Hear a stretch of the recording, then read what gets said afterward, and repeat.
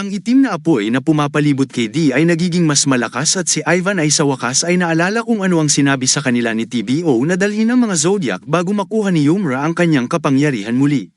Ngayon ay mukhang nabigo siya sa kanyang nag-iisang gawain. Matapos matagumpay na may taguyod ang koneksyon, lumabas si Dee na suot ang isang magandang pulang damit at ngayon ay isang direktang nasasakupan ni Hari Yumra. Ngayon ay alam ni Ivan kung ano ang pinakabahala ni Theo. Habang nararamdaman niya ang pagtaas ng kapangyarihan ni Y sa isang sandali ng desperasyon, iniisip niyang kailangan niyang gumawa ng isang bagay at inilalagay ang lahat ng kanyang kapangyarihan sa isang huling atake. Siya ay nag-charge ng may kamanghamanghang bilis ngunit iniisip siya ni Nung bilang isang mangmang na hindi tunay na maunawaan kung ano ang ibig sabihin ng maging isang nasasakupan. Si Dee at Yumra ay ngayon ay konektado ng tadhana at siya ay tumatanggap ng bahagi ng banal na kapangyarihan mula sa kanya. Bilang kapalit, si Yumra ay tumatanggap ng isang napakamalakas na shroud. Ang pag-activate pa lamang nito ay nagpapasisiya kay Ivan sa pagiging ipinanganak. Ang tunay na kakayahan ng shroud na ito ay ang CH Devouring Field. Naiintindihan na ngayon ni Ivan kung sino talaga ang kanyang kalaban sa lahat ng oras na ito. Naiintindihan niya kung bakit ayaw ni Tao na mawala ng paggalang sa kanyang pangalan.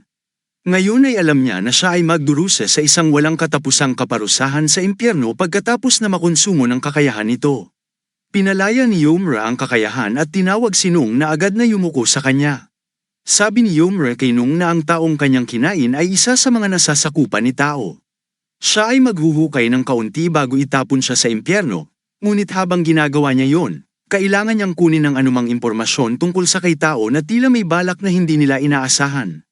Sinabi ni Nung na ituturing niyang tapos na yon dahil ang mga ganitong bagay ay kanyang espesyalidad. Pagkatapos nito, lumapit si Yumra kay Cannonball at humingi ng paumanhin sa kanya sa paghihintay ng matagal. Ngunit oras na niyang hatulan, kaya't dapat siyang maging mabuting sinner at manatiling tahimik. Hinawakan niya ang kanyang ulo at agad na nagsimulang sumigaw tungkol sa pagnanais na makipag-usap sa mataas. Ang tanging nais niya ay isang pagkakataon na makipag-usap sa kanya. Isang pagkakataon lamang.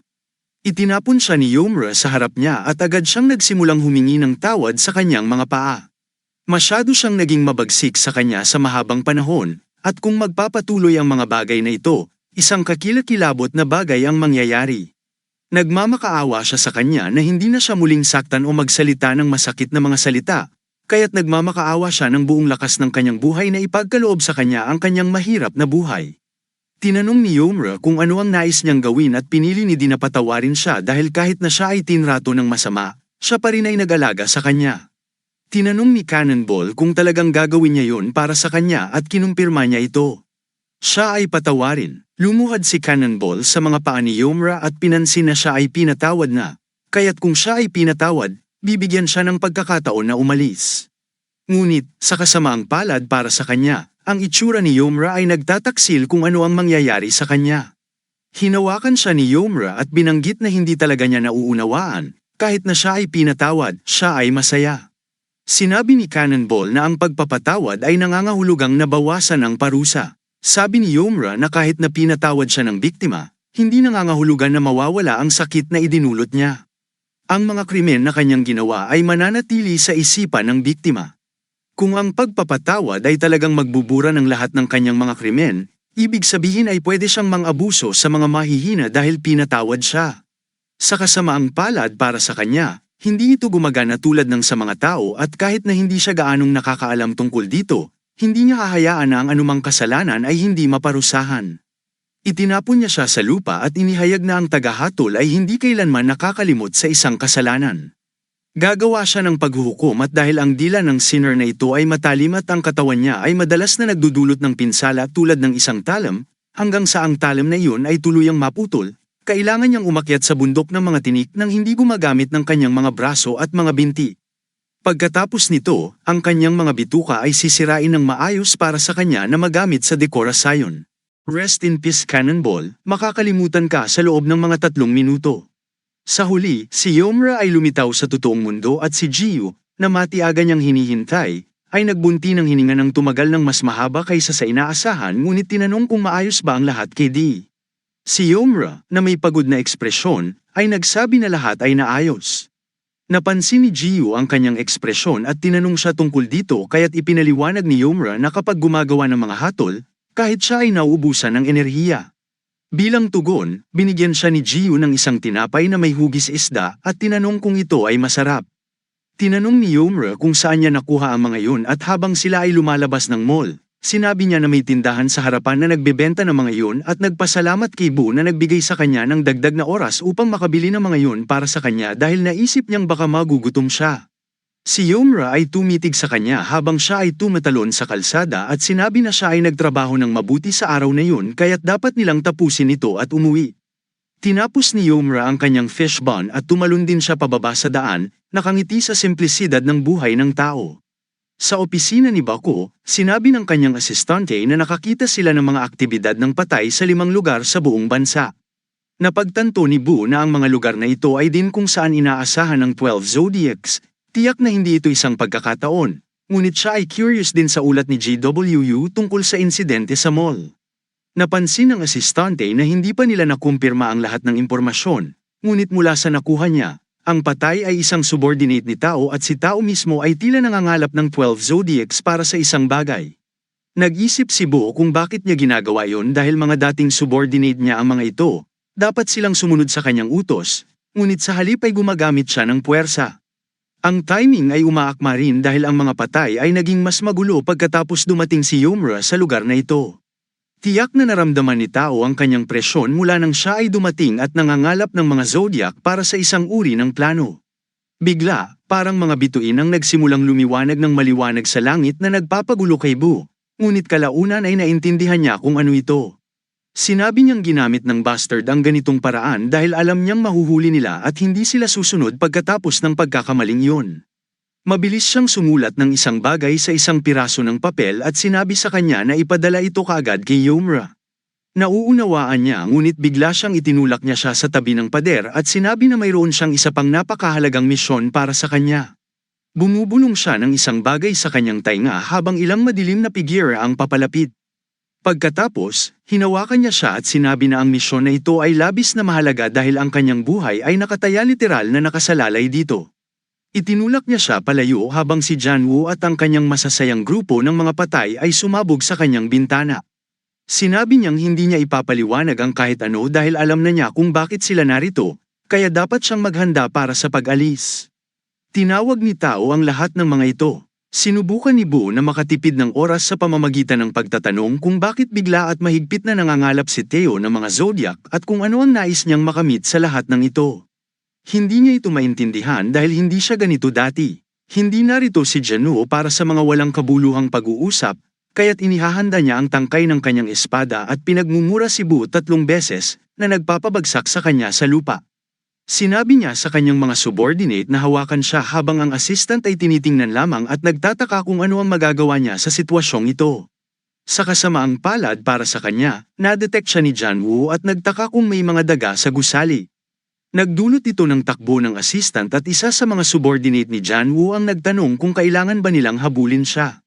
Sinabi ni Janwoo na hindi nila kailangan mag-aksaya ng kanilang lakas at iniutos sa isa sa mga patay na buksan ang gate dahil pupunta sila sa paghahanap sa iba pang mga zodiac. Pagkatapos nito, habang sinusubukan nilang lumabas, nagtanong ang isang patay na mukhang monghe kung maaari siyang lumabas ng kaunti. Sinabi ng patay na may pulang buhok na ginagawa na naman niya ito, na parang gusto niyang magdusa ang mga tao. Ang monghe ay nagsabi na ang mga yon ay matitinding salita na tiyak na walang kinalaman sa kanya, ngunit pinapayagan siya ni Janwoo sa ilalim ng isang kondisyon, kung sakali mang makatagpo siya ng Yomra, huwag na niyang isipin pang makipaglaban. Sinabi ng patay na may pulang buhok na tawagin siya kung makakita siya ng anumang kasiyahan na gawin at sumang-ayon ng heretical monk habang nakangiti, bakit hindi siya gagawa ng ganon? Kinabukasan, si Yomra at Jiu ay sumabog sa pintuan ng maaga sa umaga dahil sa tila sila ay biglang tinawag sa isang kaso ng maaga na humingi ng paumanhin si Jiu, ngunit nagtataka si Yomra kung ano ang nangyari upang kailangan nilang umalis ng maaga. Ipinaliwanag ni Jiu na ang HQ ng Undertaker ay inatake ng mga patay, at marami sa mga patay na yun ang may shroud, kaya't ang buong lugar sa paligid ng HQ ay nasil. Tinawag sila ng isang taxi driver, ngunit agad na umalis nang makapasok sila. Sinabi ni Jiu sa driver na magpunta sa pinakamalapit na lugar sa nasil na lugar at tinulungan siya ni Jiu na isuot ang seatbelt.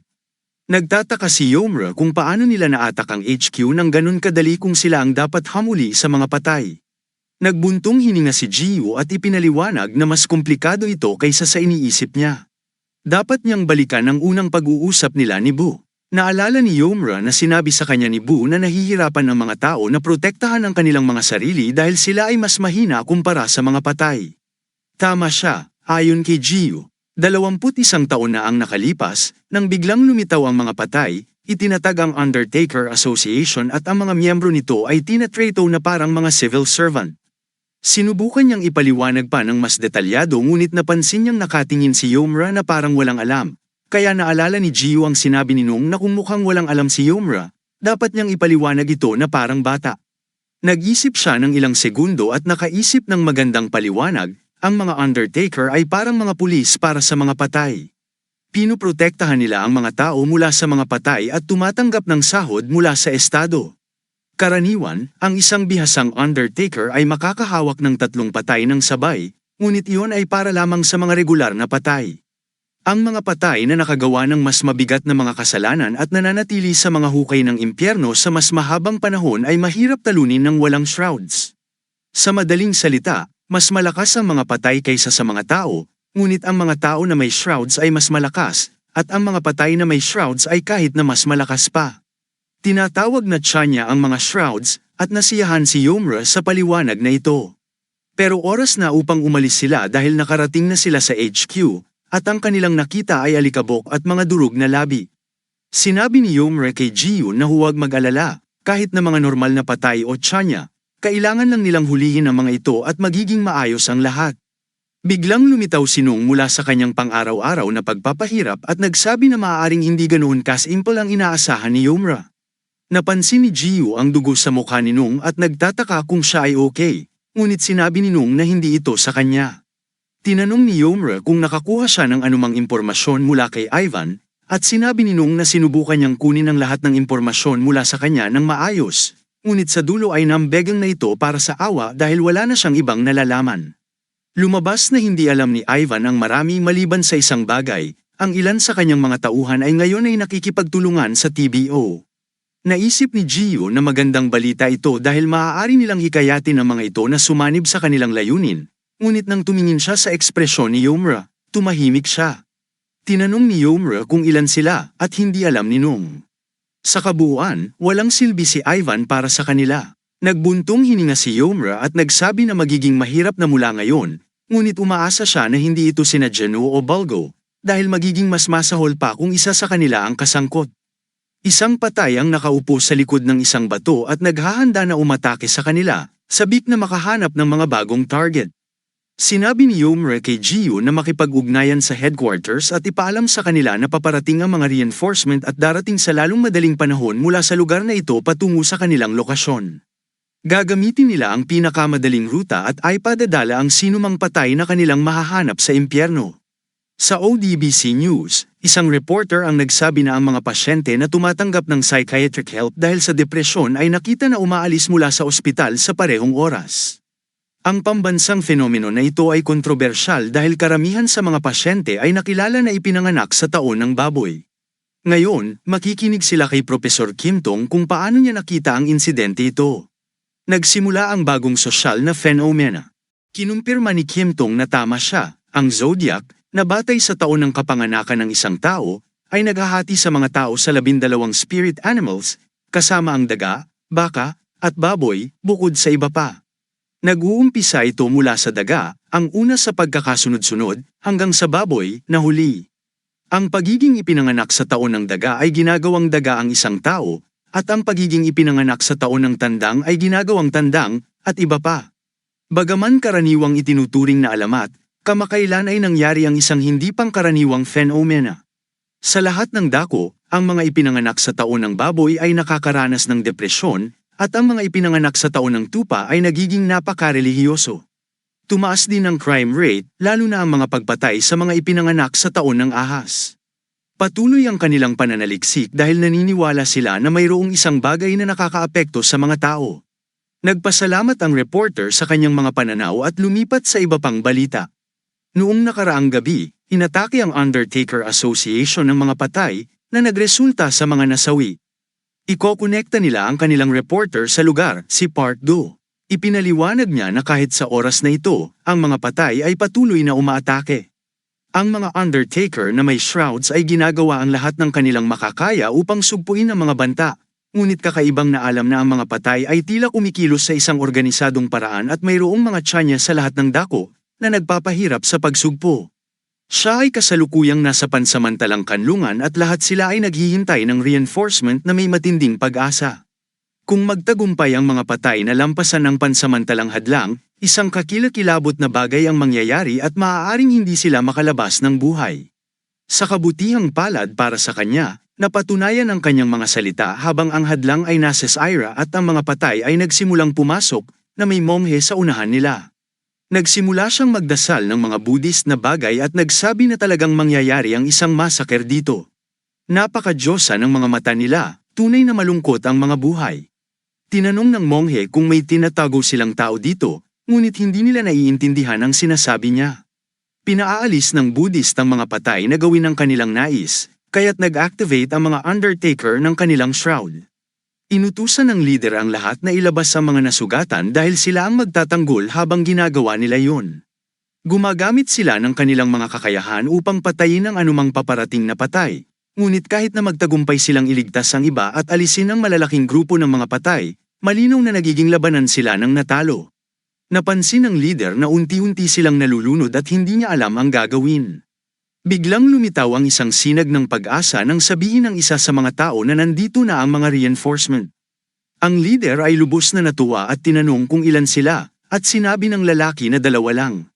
Naisip ng leader na nagkamali siya sa pagsabi ng 200 na dapat ay sapat na, ngunit ang lalaki ay may ekspresyon na nagpapahiwatig na 20 lang ang darating, na okay pa rin dahil makakaya nilang mapagtagumpayan ito at protektahan ang mga tao ng ilang sandali. Nang mapuno ng kawalang pag-asa ang mukha ng lalaki, naintindihan ng leader na talagang 2 lang ang darating, na nangangahulugang talagang sila ay malamang na mapahamak. Lumitaw ang monghe sa likuran niya at nagsabi na nabubuhay sila sa isang masamang panahon dahil tila kahit ang mga Diyos ay nag-abandona sa kanila. Maaaring makita ng leader mula sa itsura ng mga patay sa harapan niya na sobrang lakas nila para magawa nilang labanan ito, at ngayon ang kanyang buhay ay nasa mga kamay niya. Napansin ng monghe na mula sa wala, sila ay dumating at sa wala, sila ay babalik. Ganito ang buhay, maikli at masigasig, mamatay ng walang layunin, hindi ba't sayang ito? Hindi sumagot ang leader, kaya't pinaalalahanan siya ng monghe na huwag masyadong ma-stress dahil nais lang niyang makipag-usap. Alam mo ba na si Biwu ay nakuha na ng mga patay? Tinanong ng leader kung bakit nila gagawin yon, at napansin ng monghe na hindi na ito mahalaga ngayon. Noong nakaraang gabi, nang dumating sila para sa kanya, nagsimula siyang magsalita ng mga walang kapararakang kwento, mga lumang kwento na walang dahilan para ikwento. Narinig niya na dati siyang tagapayo ni Tao, ngunit sa kanyang matalinong isipan, wala siyang dahilan para magsalita ng ganoon, kaya't siya ay bumibili ng oras para sa isang kakaibang maliit na tao na makatakbo. Pinaghinalaan nila na may mali, kaya't hinanap nila ang lahat ng lugar, ngunit hindi pa rin nila siya natagpuan. Mukhang siya ay nagtatago sa paligid na ito.